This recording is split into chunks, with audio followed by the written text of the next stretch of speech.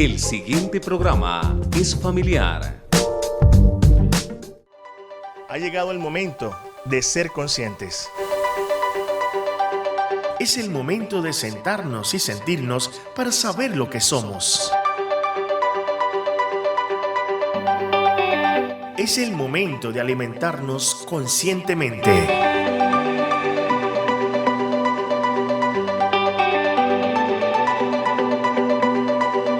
Es el momento de aplicar sabiduría a nuestra vida.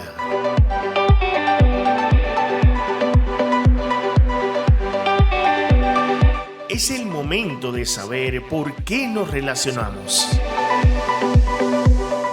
Y es el momento de saber para qué estamos en este mundo. Desarrollemos juntos temas de importancia para revolucionar nuestro estado de conciencia. Y por estar con nosotros, tu presencia será retribuida con sabiduría, conocimiento y algo más. Esto es Ser Consciente, el magazine del conocimiento. Les damos la cordial bienvenida a Ser Consciente, el magazine del conocimiento. Mi nombre es Ciro Luna, soy activador de conciencia cuántica. Aquí en el programa, nuestra misión es entregarle información que contengan certezas y poder empezar a diluir las incertidumbres con diferentes temas que tienen que ver con el proceso evolutivo de la conciencia. Por lo tanto, aquí les damos la cordial bienvenida con un fuerte abrazo y gracias por estar en sus casas viendo este programa. Y recuerden que siempre sale todos los sábados a las 6 de la tarde y los domingos se replica a lo que es a las 7 de la noche. Para el día de hoy vamos a tocar un tema súper importante porque todo está conectado, nada está separado. Todos nosotros tenemos que empezar ya a mirar hacia adentro para poder reflexionar de todo lo que tenemos en nuestro interior. Por lo tanto, también tiene que ver con un sistema mental, emocional, sexual, tiene que ver con todo esto. Así que hoy tenemos un invitado de lujo, es el doctor Elkin Emilio Villegas. Es un extraordinario psicoterapeuta que va a estar con nosotros acá y vamos a desarrollar un tema súper importante, que es el autoengaño. Vamos a ver, vamos a desglosar cuál es el autoengaño. Bienvenidos.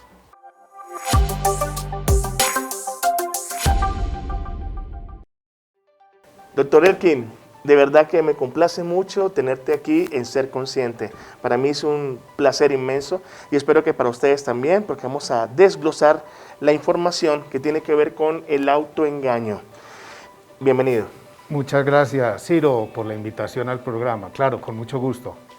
Bueno, vamos a empezar a desarrollar el tema desde la parte, desde la psicología, desde el tema que desde viene... la psicoterapia, Exacto. desde la psicología clínica, quizás desde el psicoanálisis. ¿Sí? Por supuesto. Vamos a contarle un poquito a los televidentes qué es el autoengaño, qué sucede allí.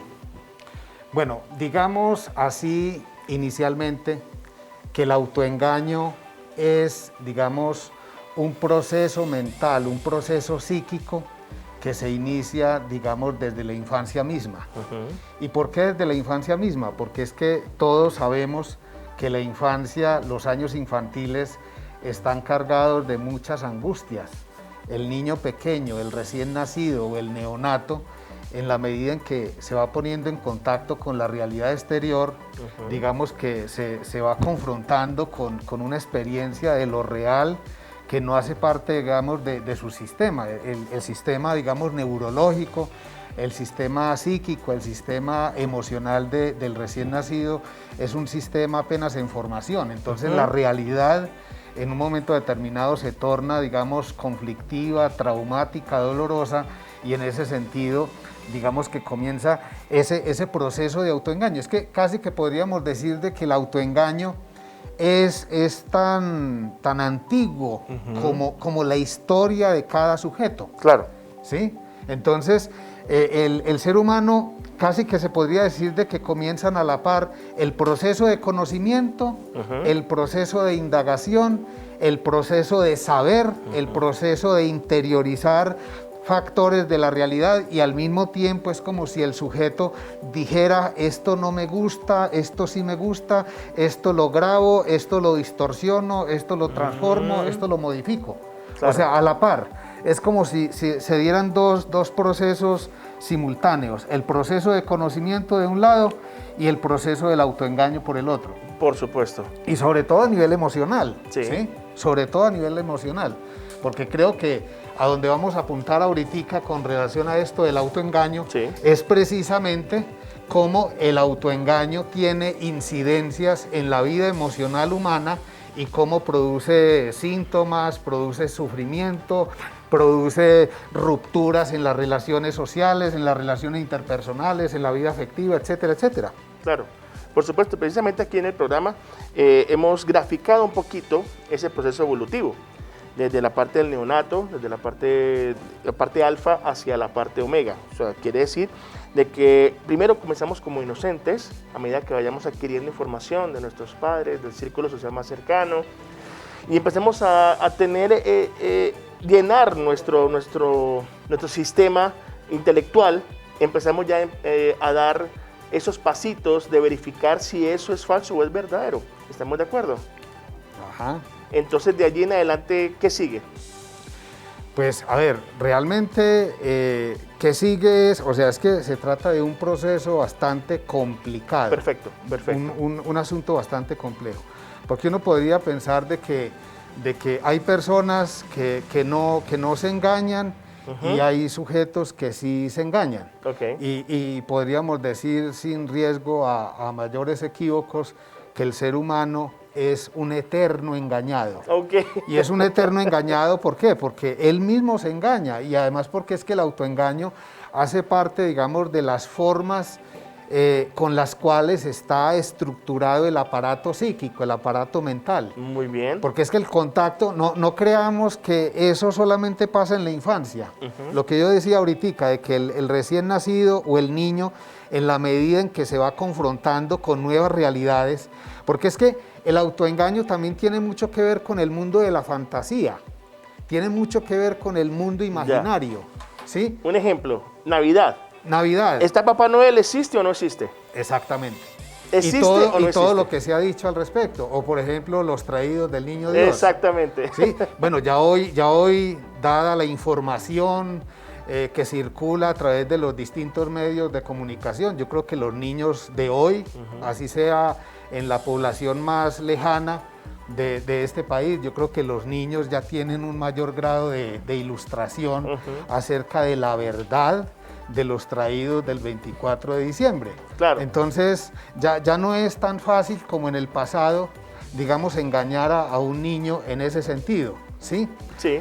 Pero así como esa situación, hay otras tantas situaciones que tienen que ver, por ejemplo, con la amistad, con el amor, con la sexualidad, con la vida de relación. Muy bien. Que está impregnada en cada historia personal de múltiples distorsiones, de múltiples imaginarios, de múltiples fantasías. Por eso es que incluso cuando la gente se casa con una cantidad de ilusiones, de expectativas, y no solamente cuando nos casamos, cuando emprendemos un negocio, una empresa, una actividad, un viaje, siempre lo hacemos aferrados al deseo de que las cosas salgan muy bien y no contamos, digamos, con ese real de la dificultad. Por ejemplo, para no ir muy lejos, claro. Este año estoy seguro que muchísimas personas, y no solamente en Colombia, sino en el mundo entero, Sí, señor. visualizaron un año que iba a ser exitoso en muchos sentidos, a nivel económico, a nivel académico. Más de uno tenía viajes previstos, a dar conferencias, a dar capacitaciones. No, muchísimas de esas actividades se tuvieron que paralizar por la presencia de esta pandemia. Exactamente, que es un real que aparece y que daña, digamos, la programación humana. Así mismo le pasa al niño. El niño y a cualquier persona. O sea, cualquier persona emprende el camino de la vida con una serie de expectativas, de planes, de proyectos, sin contar muchas veces con lo real que la vida misma aporta. Exacto, nos vemos reflejados y decimos, bueno, no, esto sucede, pero posiblemente sea por este lado. Entonces creamos una irrealidad dentro de algo que es real. Exacto. A veces pretendemos ver las cosas como somos y no como son. y a veces ni siquiera como somos, sino como deseamos. Es que Claro. aquí el asunto del autoengaño tiene mucho que ver con el deseo y tiene mucho que ver con la fantasía. Sí, señor. Fantasía que muchas veces es una cuestión que está afincada en una construcción utópica, en una construcción que no corresponde, digamos, a las formas lógicas de la vida biológica, de la vida psíquica, de la vida social, de la vida económica, de la vida política, Claro. etcétera, etcétera. Ok, ¿y eso autoengaño ocurre en todos los niveles sociales, mi estimado? Sí, sí, yo diría que el asunto del autoengaño no es de una clase social o de No es un exclusivista. sector. No. El autoengaño es, digamos, constitutivo de lo humano, Muy bien. es constitutivo del funcionamiento mental, es constitutivo del funcionamiento psíquico, Claro. ¿sí? Y por una sencilla razón, nadie quiere afrontar el malestar. Nadie quiere afrontar, Exacto. digamos, la desilusión. Qué interesante Nadie eso. quiere afrontar el desamor, por ejemplo. Nadie quiere afrontar lo negativo en sus distintas formas de expresión. Lo negativo en lo económico, lo negativo en un viaje, lo negativo en el amor, lo negativo en una transacción económica, etcétera, etcétera. O sea, todo el mundo... Todos deseamos, y deseamos el éxito, la felicidad, la tranquilidad del alma, la paz, y en eso en parte nos engañamos, porque es que Exacto. nos dejamos por fuera de esa contabilidad la incertidumbre Sí, y señor. lo real de la existencia, ¿sí? Mejor dicho, digámoslo así, la fisura de la vida humana, porque es que la vida humana tiene fisuras. Fisuras en lo biológico, fisuras en lo químico, fisuras en lo psicológico, en lo emocional, en todos los sentidos. O sea, no existe, digamos, la armonía perfecta o la perfección. La perfección es más un deseo, una fantasía, una proyección hacia el futuro, digamos, un plan que muchísimas veces no se logra. Claro. Sino que es un asunto que está sujeto, digamos, a cambios, a modificaciones, a transformaciones en distintos niveles. Precisamente eso tratamos aquí en el programa porque estamos hablando del proceso evolutivo de la conciencia y para poder evolucionar la conciencia se tiene que transformar en la materia. Entonces el ser humano es un ser humano que está a punto de llegar a ser ese famoso hombre solar dentro del tema de la espiritualidad y para eso tiene que vivir todas las etapas desde la parte más primitiva hasta la parte más sublime. Sí. Y ahí estamos nosotros transitando. Entonces este momento es ese caos que estamos viviendo que no es únicamente perceptivo sino que es una realidad. Obedece a que tenemos que empezar precisamente a manifestarnos desde la parte de la conciencia, en la parte interior. Esto es una parte gráfica de que la conciencia es una chispa divina y por lo tanto esto es una circunstancia que tiene que ocurrir para el proceso evolutivo de la conciencia, desde lo más pequeño hasta lo más grande. Exactamente, de eso hablábamos por fuera de cámaras. Sí, señor. En estos días estábamos conversando de esto, de la necesidad incluso. O sea, no se trata, sin lugar a dudas, de hacer apología Sí, señor. de los tiempos actuales y de las situaciones tan catastróficas que ha generado esta pandemia a nivel mundial. Sí. No vamos a hacer apología de eso, ni más ni menos. Pero lo que sí está claro, y esto no lo decimos nosotros, no lo dice un sector específico, sino que muchísima gente en los tiempos actuales dicen que a la larga hemos abandonado, digamos, la mirada de la vida interior. Por supuesto. Hemos abandonado, digamos, los principios elementales de la existencia, como el afecto, la relación con el otro, porque sabemos, es que es más, muchas, incluso hasta muchos de los famosos dicen cuando se les entrevista que gracias a la pandemia han podido tener un mayor acercamiento con los hijos, con la pareja, pero que antes, dado el movimiento, digamos, mercantil, sí. hay que decirlo así, sí, porque el capitalismo genera una dinámica en donde no hay tiempo para nada y sobre todo para lo esencial. Entonces, muchas parejas y muchas familias sí tienen un apartamento que solamente visitan por la noche y eso para dormir un ratito nomás. Sí. El hogar es un hotel.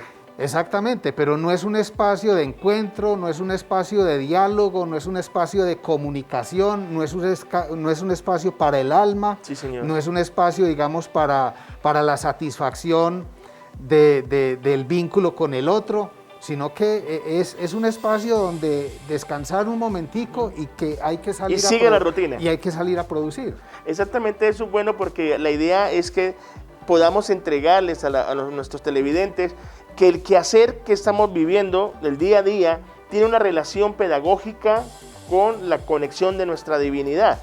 Porque nosotros generamos una ilusión en torno a las circunstancias. O sea, decimos, vamos a casarnos, vamos a tener una familia, sin saber el concepto de familia. Exacto. Pero para eso tenemos que construirlo a través de los encuentros, a través de la relación. Exacto, porque es que, y dices muy bien, sin saber qué es una familia. O sea, es que la familia es una experiencia que hay que vivir. Exacto. O sea, cada hijo, tú, yo, los televidentes, hemos sido hijos y hemos sido en parte críticos de nuestros padres. Sí, sí. De niños todos de alguna manera hemos mirado a nuestros padres y hemos dicho algo así como, cuando yo crezca y tenga mi propia familia, me voy a comportar distinto de ti papá o de ti mamá. Y papá muy antiguo, piensa sí. Y resulta de que ya en la experiencia, cuando ya uno está en la experiencia de estar casado, de tener una familia, uno se dice, mi padre, ¿cómo hacía? ¿Cómo hacía mi padre? ¿Cómo hacían mis padres? Y resulta de que por eso es que no hay consejos efectivos ni válidos con relación a cómo hay que conquistar en el campo del amor, cómo hay que funcionar en el campo de la amistad, cómo hay que funcionar en el campo del matrimonio o en el campo de la sexualidad. Porque es que resulta de que los seres humanos somos seres singulares. Y esas experiencias se tejen en el día a día. Por supuesto. Y no a partir de lo que dice otro. ¿Sí? Por eso una labor psicoterapéutica adecuada, conveniente, saludable, no consiste en traer de otras experiencias el psicoterapeuta o el psicoanalista o el psicólogo clínico. En eso se falla mucho, que muchas veces el clínico lo que hace es recoger experiencias de otros casos que ha llevado y traerlos acá y decirle a la persona, usted se debe comportar así o de tal o cual manera. Eso es un error garrafal. Ahí es donde viene la dualidad, ¿no?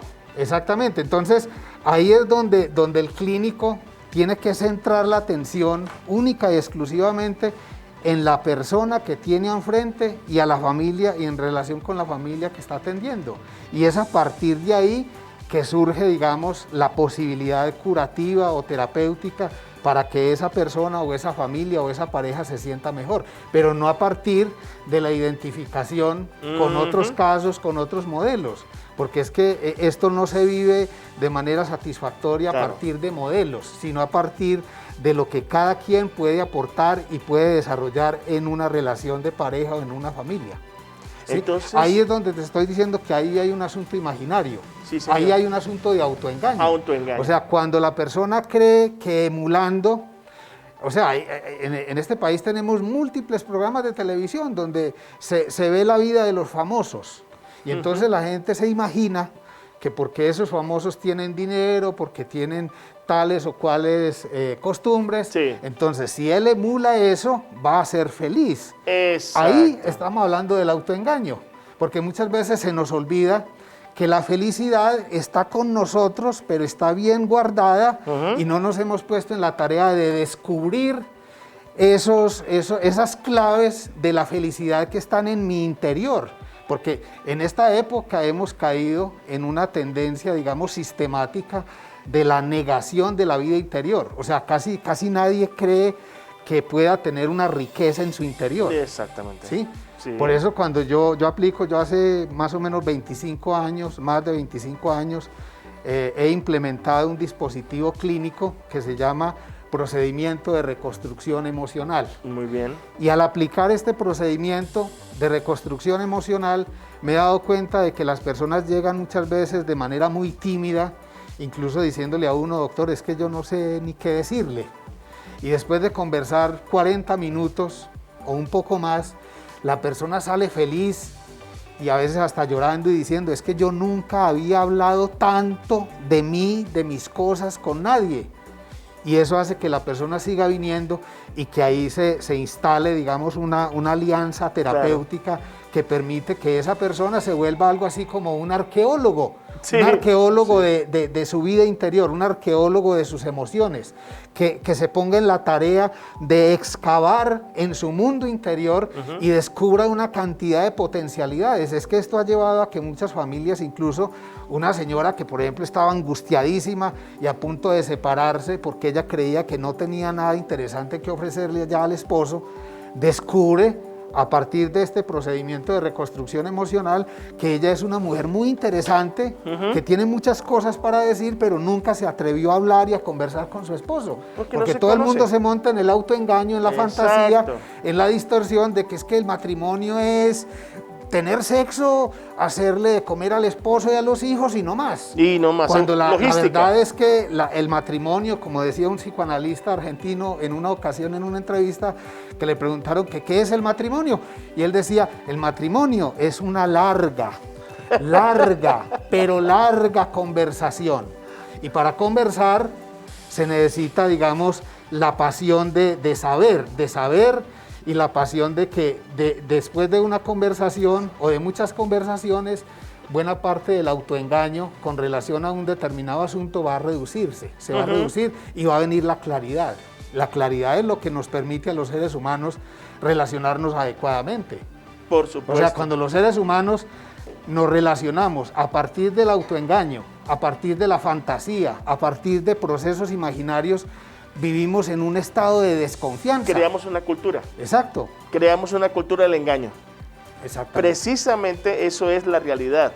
La realidad no es únicamente personal, es una realidad colectiva. Y esa realidad colectiva genera sociedades, genera cultura, genera todo esto. Es muy importante, mi estimado Elkin, y te agradezco muchísimo por estar acá, es que tengamos en cuenta de que esa chispa divina, todos la tenemos, todos somos una chispa divina.